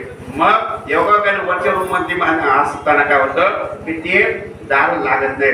मग काय होतं, त्या सुधारा करून मी काय केलं, 3 वेळेस ते दार अशी कमी केलं. मग काय झालं, 3 वेळेस कमी करून मी लगेच पाऊस येणार असलं की 3 दिवसापूर्वी ते दार लागतच नाही. मग घरच्याला मी सांगितलं, एक कारण सांगितलं, ज्या दिवशी हे दार नाही लागलं की समजायचं 3 दिवसाला पाऊस पडतो. म्हणून हे पाऊस येण्याचं कारण ते देखील लक्षात येतं. त्याचं खरं कारण सांगतो, ज्यावेळेस समजा ह्युमिडिटी वाढली, आर्द्रता वाढली की ते दार लाकडाचं फुगलं की ते लागत नाही. मी 3 वेळेस त्याला कमी केलं तरी पण ते 4थ्या वेळेस ते लागतच नाही. म्हणून हे पाऊस पाडण्याचं कारण मी माझ्या मिसेसला सांगून टाकलं. असो की असे वेगवेगळे कारण आहेत. आता पाऊस येण्याचे कारण सांगितले, न येण्याचे सांगतो. माझ्याकडे असे असंख्य कारण आहे, पण तुम्हाला आता वेळ झालेला, आता न येण्याचे सांगतो. पाऊस कसा येणार नाही कसा ओळखायचा, काय करायचं, 11 जूनला आणि दुपारी 12 वाजता आकाशात वरती बघायचं. सूर्याला जर खळं दिसलं की समजायचं त्या वर्षी दुष्काळ पडतो. 2018 पर्यंत दरवर्षी खळं दिसायचं, म्हणून हे देखील तुम्ही लक्षात ठेवायचं. आणि या वर्षी जर तुम्ही 11 जूनला दुपारी 12 वाजता खळं दिसलं की या वर्षी दुष्काळ पडणार असं कोण सांगतं, निसर्ग सांगतो. म्हणून हे देखील सगळ्यांनी लक्षात ठेवायचं. परत एक सांगतो, सगळ्यात महत्वाचं, आता 15 मे ते 30 मे दरम्यान ज्या गावामध्ये पाऊस पडतो पावसाळ्यात त्या गावाला पाऊस जास्त पडतो. म्हणून हे देखील तुम्ही लक्षात ठेवायचं. कारण की आता एप्रिल आपला 21, 22, 23 ला एक अवकाळी पाऊस येणार आहे. त्याच्यामध्ये समजा तुमच्या धर्मेवाडीला पाऊस पडला आणि बाजूच्या गावाला नाही पडला तर येणाऱ्या पावसाळ्यामध्ये तुमच्या गावाला दररोज पाऊस पडत जाईल आणि बाजूच्या गावाला 1 महिना पाऊस पडणार नाही, त्यांचे पेरणी होणार नाही, हे मात्र लक्षात ठेवायचं. म्हणून 15 मे ते 30 मे दरम्यान ज्या गावामध्ये पाऊस पडतो पावसाळ्यात त्या गावाला जास्त पाऊस पडतो, हे मात्र सगळ्यांनी लक्षात ठेवायचं. 15 मे ते 30 मे दरम्यान विदर्भात पावसाला सुरुवात झाली तर पहिलं मान्सूनचं आगमन विदर्भात होणार. 15 मे ते 30 मे मराठवाड्याचा पाऊस सुरुवात झाली तर पहिला पाऊस मान्सूनचा यावर्षी मराठवाड्यात येणार असं कोण सांगतं, निसर्ग सांगतो. म्हणून या गोष्टी तुम्ही लक्षात ठेवायचा. आता हे झालं पाऊस येण्याचं. आता पाऊस निघून जाणार हे कसं ओळखायचं, काय झालं, टीव्ही मध्ये बातम्या सुरू होत्या, मान्सून आता निघून चाललाय. आता कोण सांगतं, टीव्ही मध्ये बातम्या सांगताय, इथून पुढे कोणालाच ऐकत जाऊ नका, तुम्ही तुमचं स्वतःच ओळखायचं. पाऊस निघून कसा जाणार ओळखायचं, काय करायचं, ऑक्टोबर मध्ये काय असतं, ऑक्टोबरला पाऊस निघून जातो 15 दिवसाने, 15 ऑक्टोबर पासून. पण 15 ऑक्टोबरला पाऊस निघून जाताना काय होतं, ते धुई येते बघा. मग धुई आल्याच्या नंतर तुमच्याकडे कापसा असतात, मग त्याच्यामध्ये धुईमध्ये जाळे धुई असते बघा. पण ते तुमच्या कापसावर झाडं, पिकावर झाडं, सगळीकडे जाळ दिसतात. मग तुम्ही शेतात गेले की जाळे दिसले की समजायचं जाळे धुई आल्यापासून कंप्लीट 12 दिवसाला पाऊस निघून जातो, हे मात्र सगळ्यांनी लक्षात ठेवायचं. म्हणजे कुणी जरी नाही सांगितलं तर पाऊस कधी निघून जाणार, जाळे धुई पडली की 12 दिवसाला पाऊस आता निघून चाललाय आणि आपण आपल्या पेरणीची तयारी करायची, हे मात्र तुम्ही लक्षात ठेवायचं. आता हे झालं पाऊस येण्याचे न येण्याचे कारण सांगितलंय. आता तुम्हाला याचे गारपीट बद्दल सांगतो. गारपीट ही कधी होते, तुम्ही एक गोष्ट लक्षात ठेवायची, दरवर्षी 22 फेब्रुवारी ते 10 मार्च आपल्या महाराष्ट्रात गारपीट होते, ते कॅलेंडरवर लिहून टाकायचं. मग आपल्या महाराष्ट्रामध्ये 45,000 गाव आहे, मग सगळीकडे गारपीट होते का? होत नाही. मग गारपीट होणार आहे म्हणून घाबरायचं नाही. म्हणून एक गोष्ट लक्षात ठेवायची, महाराष्ट्रामध्ये फक्त 50 ते 60 गावामध्ये गारपीट होते, सगळीकडे होत नाही, हे मात्र तुम्ही लक्षात ठेवायचं. मग मला गारपिटीबद्दल सांगतो. पूर्वी काय व्हायचं, या गारपिटीवर अभ्यास करण्यासाठी मला 15 वर्ष गेले. आता तुम्हाला एक माहित असं म्हणून सांगतो, पहिलं आपल्याकडं मग समजा ह्या गारपिटीवर अभ्यास करताना काय झालं, समजा हा डोंगर आहे, समजा हा डोंगर आहे, तर गारपीट कुठं होते? डोंगर होते.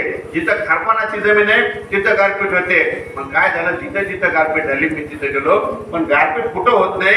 हा डोंगर आहे, डोंगराच्या बाजूला काळीची जमीन असली की तिथं गारपीट होत नाही. हे मी कारण सगळे शोधून काढले. मग जिथं जिथं ब्लॅक सॉइल आहे, काळीची जमीन आहे, तिथं गारपीट होत नाही, आणि जिथं खरपानाची जमीन आहे तिथं गारपीट होते, हे माझ्या लक्षात आलं. मग तुम्हाला एक विषय निघाला म्हणून सांगतो की पहिलं काय होतं, आपल्याकडं गारा बांधणारे लोक येत होते, गाठ पगार येत होते ना, गाठ पगार येत होते. मग ते काय करायचे, आमच्या घरचं उदाहरण सांगतो. मग घरी आल्याच्या नंतर आमच्या घरी कोण असायचं? आमच्या आजी असायच्या. आणि आजी, तुमच्याकडे जमीन किती आहे? मग आजी म्हणायचे 20 एकर. मग ते म्हणायचं नदीकर किती आहे? मग आजी म्हणायचं 10 एकर. आणि माळाकर 10 एकर. नदीकर म्हटलं की काळीची जमीन असते, आणि माळाकर म्हटलं की कार्पणाची. मग म्हणायचं आजी, ते गार बांधणारा काय म्हणायचा, आजी मी तुमच्या नदीच्या गारा बांधून टाकतो, तिकडे गारात पडणार नाही. मग आजी म्हणायचं बांध. योगायोगाने आम्ही लहान लहान होतो, खूपच लक्ष द्यायचं. ते काय करायचं, तांब्यात पाणी घ्यावं राहायचं, हातात पाणी घ्यायचा, मंत्र म्हणायचा, आणि तिकडे आकाशामध्ये फेकायचा. आणि फेकल्याच्या नंतर मग आजीला म्हणायचा, आजी तुमची मी नदीची गार बांधून टाकली. मग लगेच जाता जाता काय होतं, त्यावेळेस पैशाच्या स्वरूपात मोबदला नव्हता. मग मोबदला कशाच्या स्वरूपात होता? अन्नधान्याच्या. 1 शेरभर ज्वारी द्यायची आणि ते निघून जायचा. मग ते गेल्याच्या नंतर आम्ही काकूला म्हणायचं, काकू त्याने आपल्या नदीची गार बांधली पण माळाकडली बांधली नाही. काकू म्हणायचं काय नाही. मग योगायोगानं ज्यावेळेस मी गारपिटीवर अभ्यास सुरू केला, माझ्या लक्षात आलं होतं, जिथं काळीची जमीन आहे तिथं गारपीट होत नाही, आणि खरपाण्याच्या ठिकाणी गारपीट होते. मग मी काय केलं, त्या गार पगाराला शोधूनच काढलं. मी म्हणलो तुम्ही आमच्या घरी येत होता, मग तिथं नदीची गार कशा मला बांधत होतात, त्याचं खरं कारण सांगा. मग त्यांनी मला तेच कारण सांगितलं. आता तुम्हाला सविस्तर कारण सांगतो. आता मी जे अभ्यास केला त्याचे सगळे कारण सांगतो. मग नेमकी गारपीट कुठं होती, तर समजा एखादी खरपणाची जमीन आहे, डोंगराचा भाग असला तर त्या भागामध्ये गारपीट होते. जिथं खरपणाची जमीन आहे तिथं गारपीट होते. आणि एखादा समजा तळ आहे, तळ्याच्या बाजूला चारही बाजूला 1 किलोमीटरच्या अंतरानं गारपीट होते, हे मात्र सगळ्यांना लक्षात ठेवायचं. तिसरं कारण, समजा अशी नदी गेलेली असेल तर नदीच्या बाजूला इकडून 1 किलोमीटर आणि इकडून 1 किलोमीटर त्या पट्ट्यामध्ये गारपीट होते, हे मात्र सगळ्यांना लक्षात घ्यायचं. परत एक सांगतो, कॅनल असला तर कॅनलच्या बाजूला इकडे 1 किलोमीटर आणि इकडून 1 किलोमीटर त्या पट्ट्यामध्ये गारपीट होते, म्हणून हे देखील सगळ्यांनी लक्षात ठेवायचं. आणखीन आता गारा पडण्यासाठी 2 गोष्टी लागतात. विज्ञानाच्या भाषेत सांगायचं झालं तर 2 गोष्टी लागतात. एक, हवा उंच जायला हवी, आणि त्या हवेमध्ये बाष्पाचं प्रमाण असायला हवं, पण हे देखील सगळ्यांनी लक्षात ठेवायचं. पण 2018, 19, 20 मध्ये इतकी गारपीट वाढली, तुम्ही एखाद्या तज्ञाला विचारा, तुम्हाला कोणी सांगणार नाही. त्याचं खरं कारण सांगतो, इथं तापमान वाढलं की इथं हवेचा कमी दाब तयार होतो, आणि हवेचा कमी दाब तयार झाला की वारी जास्त दाबाकडून कमी दाबाकडे येतात, म्हणून गारपीट वाढली. पहिलं काय व्हायचं, अफगाणिस्तानचं बाष्प आपल्याकडे कधीच येत नव्हतं, पण ह्या 3 वर्षामध्ये काय झालं, इथं ऊन तापलंय, ते बाष्प खेचून आलेलं आहे, त्याच्यामुळे गारपीट वाढली. म्हणून भविष्यामध्ये गारपीट कमी करायची असं तर आपल्याला झाडं लावावं लागते. म्हणून झाडं लावा आणि पृथ्वीचं तापमान कमी करा. एक सांगू इच्छितो की झाडं नसले तरी पाऊस पडतो का? झाडं नसल्यावर पाऊस पडतो, झाडं नसल्यावर पाऊस पडतो, पण जगातून पाणी वाचल्यासारखा पाऊस पडतो, म्हणजे हे देखील सगळ्यांना लक्षात ठेवायचं.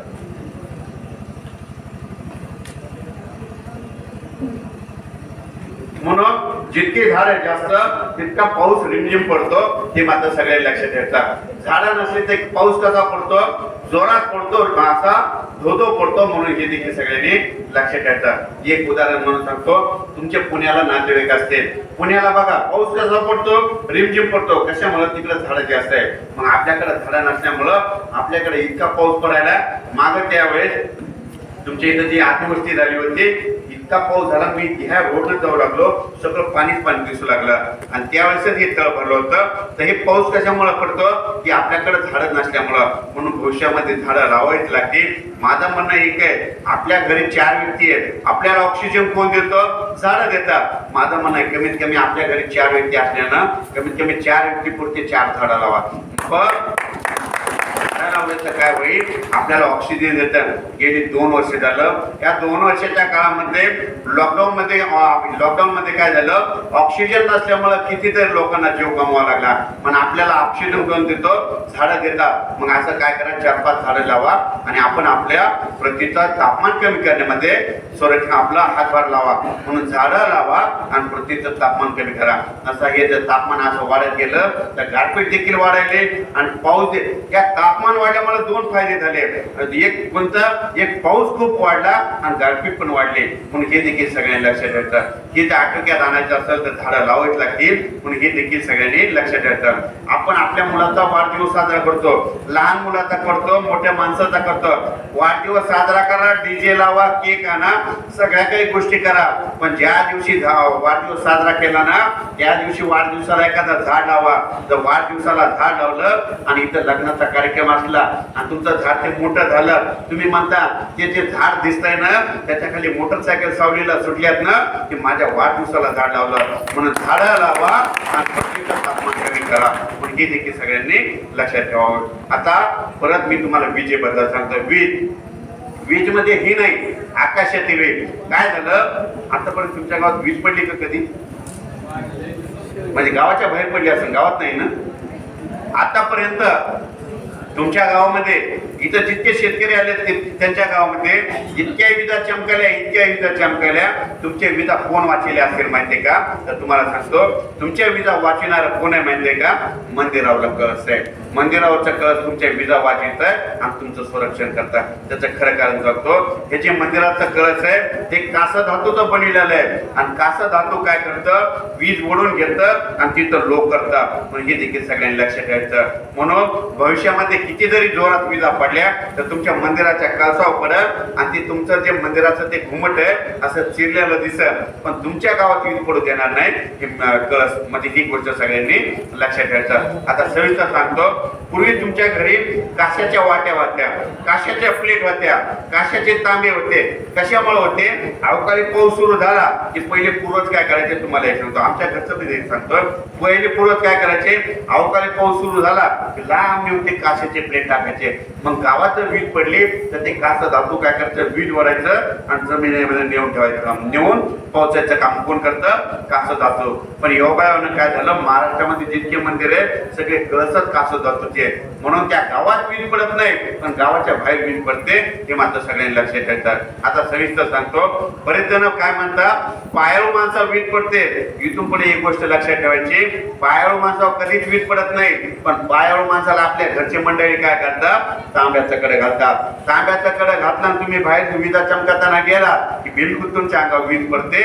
म्हणून हे देखील सगळ्यांनी लक्षात ठेवायचं. म्हणून विजा चमकत असताना तांब्याचा कडे घालू नये. पण हे देखील सगळ्यांनी लक्षात ठेवायचं. आता सविस्तर सांगतो. आकाशातील वीज एक नैसर्गिक आपत्ती आहे. या पृथ्वीचा पृष्ठभाग ऋणभारित असतो, वातावरण धनभारित असते आणि या वातावरणामधून सतत इलेक्ट्रॉन वाहतात. विजा नाही पडल्या तर पृथ्वी आणि वातावरणातील विद्युत संपतो, 5 मिनिटात संपुष्टात येईल. म्हणून वीज पडणं चांगलं आहे, पण वीज पडणं वाईट आहे. आधी चांगलं सांगतो. वीज पडणं चांगलं कशामुळं? या विजेचा जिथं अवकाळी पाऊस पडतो तिथं पीक जोरात येतं, तिथं पिकाला उतार येतो. कशामुळं? या विजेच्या पावसामध्ये नायट्रेट ऑक्साईडचं प्रमाण असतं आणि नायट्रेट ऑक्साईड काय करतं? पिकाची वाढ जोरात करतं, त्या पिकाला उत्तेजित करतं, त्या पिकाला उतार येतो. म्हणून हे वीज पडणं चांगलं आहे. वीज पडणं वाईट कशामुळं? या विजा आपल्या शेतकऱ्याच्या मुलाच्या अंगावर पडतात, बैलावर पडतात, जनावरावर पडतात. म्हणून वीज पडणं वाईट आहे. म्हणून या विजा नेमक्या कुठं पडतात हे देखील सगळ्यांनी लक्षात ठेवतात. आता 11 मे ते 14 मे अवकाळी पाऊस येणार आहे, त्याच्यामध्ये विजा जास्त असणार आहे. म्हणून इथं जमलेल्या सर्व शेतकऱ्यांना एक गोष्ट लक्षात ठेवायची, 11 मे ते 14 मे दरम्यान जर अवकाळी पाऊस आला, त्या उन्हाळ्यात मध्ये आला की सुरुवातीला काय करायचं? झाडाखाली थांबायचं नाही. काय करायचं, विजेचा पाऊस सुरू झाला की सगळ्यात आधी घर जवळ करायचं आणि ही गोष्ट सगळ्यांनी लक्षात द्यायचं. म्हणून सगळ्यात जास्त विजा कधी पडतात 15 मे ते 30 मे दरम्यान, जिथं अवकाळी पाऊस पडतो त्याच्यात विजा जास्त पडतात आणि विजा शक्यतो दुपारनंतर एक जास्त पडतात. म्हणून हे देखील सगळ्यांनी लक्षात द्यायचं. आणि विजा स्त्रियांपेक्षा पुरुषाच्या अंगावर एक जास्त पडतात म्हणून हे देखील सगळ्यांनी लक्षात असावे. तसेच विधा मध्य प्रदेशमध्ये 1 नंबर आणि महाराष्ट्राचा 2 नंबर आहे म्हणून हे देखील सगळ्यांनी लक्षात ठेवायचं. आणि विधा तसेच नेमक्या कुठं पडतात, खुलं मैदान असतं समजा पटांगण असलं तर या पटांगणामध्ये 28% विधा पडतात. जिथं झाड आहे त्याच्यावर 14%, 16% विधा पडतात आणि जिथं पाण्याचे आपलं तळ आहे तिथं 14% विधा पडतात. म्हणून विधा चमकत असताना मोकळ्या पटांगणात कधी उभं राहायचं नाही. विधा चमकल्याचं तुम्ही मोकळ्या पटांगणात थांबले की बिलकुल वीज पडते हे मात्र सगळ्यात लक्षात यायचं. विधा चमकत असताना सरळ घराकडे जायचं हे सगळ्यात सोपं. त्याच्यानंतर विधा चमकत असताना झाडाच्या बाजूला उभं राहायचं नाही. म्हणून विधा झाडावर जास्त पडतात. जिथं जिथं पाणी असतं, पाण्याची मुळे जमिनीमध्ये गेली असते तिथं विधा जास्त पडतात म्हणून हे देखील सगळ्यांनी लक्षात ठेवायचं. आणि जिथं जिथं छोटी छोटी तळे येतं तिथं विधा जास्त पडतात. विधा चमकत असताना तळ्याच्या बाजूला उभं राहायचं नाही. विधा चमकायला लागल्या की जिथं तळे असतात तिथं विधा जास्त पडतात. पाण्याच्या ठिकाणी विधा जास्त पडतात हे देखील सगळ्यांनी लक्षात ठेवायचं. विधा चमकत असताना लाईटच्या ट्रान्सफॉर्मच्या बाजूला उभं राहायचं नाही.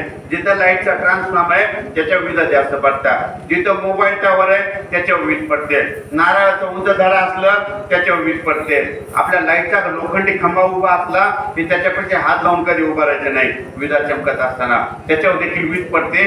पण ते खांबा जमिनीमध्ये ओलीपर्यंत रवलेला असतो म्हणून ती वीज काय होते, लो होऊन जाते. म्हणून हे देखील सगळ्यांनी लक्षात ठेवायचं. म्हणून सगळ्यात सोपं विधा चमकायला लागल्या की आपल्या मजुराला काय म्हणायचं, तू सरळ घराची वाट धर. म्हणून सगळ्यात सोपं हे काय. आणि एवढं करून समजा विधा चमकायल्या आणि तुम्ही शेतात 4 किलोमीटर दूर आहे आणि घर तर दूर आहे, मग स्वतःचं संरक्षण कसं करायचं ते देखील सांगतो. काय करायचं, एखादं लाकूड बघायचं, लाकूड नाही भेटलं गवताची पेंडी बघायची. गवताची पेंडी नाही भेटली तर काय करायचं, एखादा फारीचा तुकडा बघायचा, नंतर पायात चप्पल लावायची आणि जे गवत सापडलं ते त्याच्यावर आपले पाय ठेवायचे. आपले पाय जमिनीला चिटकले नाही पाहिजे हे करायचं. आणि काय करायचं, आपलं गवताची पेंडी सापडली की खाली बसायचं आणि खाली बसल्याच्या नंतर कानात खट्ट दाबून धरायचे आणि जागा कोणती निवडायची, आपल्या शेतामध्ये चर फतलेले असतात त्या खड्ड्यामध्ये जाऊन बसायचं. तसं केलं की तुमच्या अंगावर वीज पडत नाही. म्हणून हे देखील सगळ्यांनी लक्षात ठेवायचं. हे झालं विजेबद्दल. आता परत एक सांगतो. एक महिला होती, आता ते मुलगा नेमका मला त्या दिवशी भेटला. एक महिला 33 केवी उपकेंद्र असलं तर तिथं वीज पडते हे देखील सगळ्यांनी लक्षात ठेवायचं. एक महिला 33 केवी उपकेंद्रापासून जाऊ लागली आणि जात असताना काय झालं, वीज त्या 33 केवी उपकेंद्रावर पडले पण 20% वीज त्या महिलाकडे गेले. पण त्या महिलेच्या हातात बाळ होतं कडेला. काय झालं की महिला दगावली पण त्या बाळाला काही झालं नाही, कारण की त्या महिलेच्या पायात चप्पल नव्हती, तिचे पाय जमिनीवर ठेवलेले होते आणि बाळ माझा आधार होता. आणि ते योगावर ते मुलगा एके दिवशी नांदेडला गेलो तर कार्यक्रमामध्ये ते मुलगा बनला होता. हे तुम्ही जे उदाहरण सांगता ते मुलगा ते होता म्हणून त्यानं सांगितलं. त्याची आई मध्ये नेमके वारलेले. असं हे वीज पडण्याचे कारण लक्षात ठेवावे. आता याबद्दल तुम्हाला सांगतो, शेतकऱ्यांनो हवामान आधारित शेती करा, निसर्गावर करा, बदलत्या वातावरणात करा. निसर्ग बदलत आहे तर आपण देखील बदलायला शिकायचं. म्हणून एक जाता तुम्हाला एक आणखी एक सांग, तुम्हाला कंटाळा तर नाही आला, सांगू का आणखी? तर असो तर विषय निघाला सांगतो. मी जसं आपलं शेतकऱ्याची मदत करतो, माझी मिसेस देखील शेतकऱ्याची मदत करते.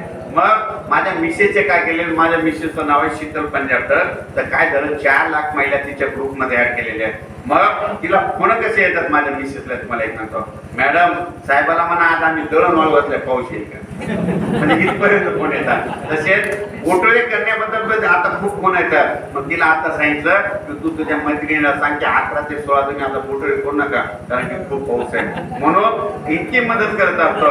आणि दसरा काढण्याबद्दल तर इतकी मदत होते, कारण की दसरा काढायला लागले की मला इतके फोन येतात. तिला फोन आला की तिथं मला येतंय, मला म्हणते आज आम्ही दसरा करावं का नाही. मग मी म्हणत असतो तू काय कर, तुझ्या मैत्रिणीला सांगून देत जा की तुम्ही दसरा काढायचा पण दुपारी 2च्या आत तुम्ही तुमचे भांडे माझा देऊन ठेवायचा, कारण की दसऱ्याचा पाऊस दुपारी 2 नंतर पडतो. म्हणून असे कारण सांगत असतो. तर हे करत असताना मी मदत करतो, माझी मिसेस करते, माझी पुतणी आहे बघा सलोनी सुरेश डग माझ्या भावाची मुलगी 11वीला आहे. 11वीला असताना काय झालं की तिने एक सॅटेलाइट केलं आणि सॅटेलाइट केल्याच्या नंतर तिला 7 अवॉर्ड भेटले आणि गिनीज बुक मध्ये ती नोंद आहे. डॉक्टर APJ अब्दुल कलाम यांच्या जयंती निमित्त काय झालं 100 उपग्रह आपल्या देशातील विद्यार्थ्यांना करायचे होते, पण त्याच्यातला एक उपग्रह आमच्या सलोनीने केला आणि 7 अवॉर्ड भेटले. आणि हे करत असताना काय झालं की हे उपग्रह कुठून सोडायचे होते, रामेश्वर मधून सोडायचे होते. जाता जाता सलोनी म्हणजे अंकल आपण माहिती काय सांगायची, मी म्हणलं सगळेजण काय करणार ते एकच माहिती देणार आहे, आपलं उत्तर काहीतरी वेगळं आलं पाहिजे. मग योगायोगानं जाता जाताना काय झालं की तिथे गेल्याच्या नंतर मग मी तिला म्हणून 5 चिंचोके 5 सीताफळाच्या बिया सोबत दिल्या. मग कशामुळं की मग तिथं तिला 100 उपग्रह तिथं आणून ठेवले आणि त्याच्यातला एक उपग्रह आमचा होता. मग त्या 99 जणांना त्या उपग्रहाचं ते म्हणजे तिथं काय उपयोग आहे ते एक सांगितला, पण आमचं उत्तर कसं सांगितलं सांगतो. आमच्या सलोनीने विचारलं या उपग्रहाचा काय उपयोग होईल, मग सलोनी म्हटली ते 5 चिंचोके त्याच्यात टाकले, म्हणली आता हे उपग्रह वरी जाणार आहे, याच्यामध्ये चिंचोके आणि सीताफळाच्या बिया टाकल्याच्या नंतर ते वरी जाणार. मग तिथं गेल्याच्या नंतर ते वापस उपग्रह येणार नाही, एखाद्या ग्रहावर जाऊन पडणार, ग्रहावर पडल्याच्या नंतर तिथं चिंचोके पडते, सीताफळाच्या बिया देखील पडते. मग भविष्यामध्ये पुढच्या वर्षी पाऊस पडत आणि पाऊस पडल्यानंतर त्या ग्रहावर तिथं झाडं उगवतील. मग ते झाडं कोणामुळे उगवले तर जगात जर्मनी आणि भारतात परभणीला असा करत करत आम्हाला 7 अवॉर्ड भेटले. म्हणजे आम्ही इतकी सगळ्यांची सेवा करत असतो. म्हणून इथून पुढे शेतकऱ्यांना सांगू इच्छितो, तुम्ही सोयाबीन करत असताना एक गोष्ट लक्षात ठेवायचं, इथून पुढे सोयाबीन किती होणार आहे कोणाला विचारत जाऊ नका. काय करायचं, सोयाबीनच्या झाडाला एका झाडाला 6 शेंगा असल्या 1 क्विंटल सोयाबीन होते, हे तुम्ही लक्षात ठेवायचं. तुमच्या इथे यावर्षी किती शेंगा होत्या सांगाल का एका झाडाला? सरासरी हा 40 होत्या. तर इथं शेतकरी म्हणतात सरासरी 40 शेंगा होत्या. मग 40ला काय करायचं, 6 न भागायचं. 7 12 7 18 7 24 56 67 36 67 42. मी म्हणतो मग 6.5 क्विंटलचे उतार आले असेल तुम्हाला, 6.5 7 क्विंटल किती आले, बरोबर आहे ना? म्हणून 6 शेंगा असले की सोयाबीनला 1 क्विंटल सोयाबीन होते. हे मात्र सगळ्यांनी लक्षात ठेवायचं. नंतर काय करायचं, शेतात गेल्यानंतर 3 झाडं उपटायचे. 3 झाडं उपटल्याच्या नंतर एकाला 50 शेंगा, एकाला 60 शेंगा आणि एकाला 70 भरल्या तर हे मधलं पकडायचं, त्याला 6 न भागायचं, तितकी सोयाबीन होते. नंतर तुम्ही काय करता माहिती आहे का, धुऱ्याच्या कडीचं 300 शेंगाचं झाड मला म्हणता मोठा साहेबांना भागायला 6 नाही, तसं नाही. फक्त काय करायचं, सरासरी 3 झाडांमध्ये कोणते बी उपटायचे असो. तर हे सोयाबीन बद्दल सांगितलं, तुम्हाला कापसाबद्दल सांगतो, कारण की इथं जितके शेतकरी आले खास करून कापसासाठी आले. तर कापसामध्ये 29 क्विंटल मी उतार काढला होता आणि ती बॅग होती त्यावेळेस राशीची 500 ती. मग काढल्यानंतर तुम्हाला एक सांगतो, तुम्ही इकडे अंतर 4x2 5x2 करतात ना, इथून पुढे तुम्हाला एक सांगतो की तुम्ही शेतकऱ्यांना माझ्या पद्धतीने तुम्ही कापूस लावा. तुम्ही काय करा, तुम्ही 4x2 कापूस लावला की तुम्हाला सांगतो 4.2 म्हणजे 4 2 8 स्क्वेअर फूट. 3x3 पण लावते ना इथं, 3x3 लावूच नका, कारण की 3x3 मध्ये 3 गुणिले 3 त्रिक 9 स्क्वेअर फुटात एक का 43,560 बघितले. 9 मध्ये 9 45 म्हणजे 4,000 जवळपास 100 झाड बसले. किती म्हणजे एक बॅग सुद्धा बरोबर बसना तुमचे. म्हणून तुम्ही काय करा, 3x3 कापूस लावण्यापेक्षा 3x1 कापूस लावा. 3x1 कापूस मध्ये 3 गुणिले 1 मध्ये 3 1 3 43,560 भागिले 3 मध्ये 3 30 3 चौक 12 म्हणजे 14,200 झाड बसलेले. म्हणजे एकरी 4 बॅग बसलेल्या कापसाच्या. 3x1 कापूस केल्याच्या नंतर तुम्ही काय करायचं, लय खर्च करायचा नाही. कापसामध्ये शेतीला खर्च करू नका. 3x1 कापूस करा आणि कापसाची फक्त एक आपल्या खताची एकच बॅग घाला. कोणत्याही कापसाला तुम्हाला एक सांगतो 42 आपलं 25 पासून 42 कोंड लागतात. की मात्र सगळ्यांना लक्षात द्यायचं, तुम्ही युट्यूब मध्ये बघत असता 200 कोंड लागले 400 कोंड लागले सगळं कुठं असतं. म्हणून ही गोष्ट लक्षात ठेवायची की 25 पासून तर 42 बोंड लागतात. हे मात्र सगळ्यांनी लक्षात ठेवायचं. आणि 3x1 कापूस केला एकरी 4 बॅग बसतात आणि तुमच्या झाडाला 20 बोंड लागले की तुम्हाला 12 क्विंटल कापूस होतो. हे मात्र सगळ्यांनी लक्षात ठेवायचं. आणखी परत एक सांगतो, 3x1 कापूस केल्याच्या नंतर आणि काय झालं, तुम्ही इकडे 3x3 करतात. मी तर म्हणतो तुम्हाला या वर्षी 2.5 क्विंटलचा उतार आला असेल, 2-2.5चा, बरोबर आहे का? बरोबर आहे ना? 2-2.5 उतार आले ते. तुम्ही 3x1 कापूस करा, वाटाची 1-1, 2-2 एकरच प्लॉट करा आणि पुढच्या वर्षी फरक बघा. आणि 3x1 करत असताना काय करा, खर्च लय करू नका, फक्त एकच बॅग खर्चाची घाला आणि जमलं तर काय करा, पोळ्याची 6 बॅग घेऊन द्या. आणि पोळ्याच्या वेळेस काय होतं, कापसाच्या झाडाचे पानं लागतात, त्यावेळेस काय करायचं, एक वाढ बंद करणारं चमत्कार औषध 15 लिटर पाण्याला 10 मिली मारायचं. हे जर मारलं की तुमची वाढ इतकीच राहील, तुम्हाला 25-30 बोंड कधी बी लागते. आणि नंतर ते कापूस चमत्कार मारल्यामुळं इतका हिरवागार राहतोय, उन्हाळ्यापर्यंत तुमचा कापूस हिरवा राहतोय, दुभत्या गाईसारखा तुम्हाला कापूस निघत राहतोय. म्हणून हे तुम्ही लक्षात ठेवायचं. असं आता तुम्हाला परत सगळं सविस्तर सांगतो. सुरुवातीला काय करायचं, मशागत करताना काय करायचं, कापूस लावत असताना त्या ठिकाणी नांगरट करायचं नाही. नांगरट केली की तुमचा कापूस एकदम वाढत नाही, म्हणून हे देखील सगळ्यांनी लक्षात ठेवायचं. कापूस करताना रोटावेटर करून रान एकदम लेवल करायचं. आणि रोटावेटर केल्याच्या नंतर सगळ्यामध्ये काय करायचं, बॅग निवडणे.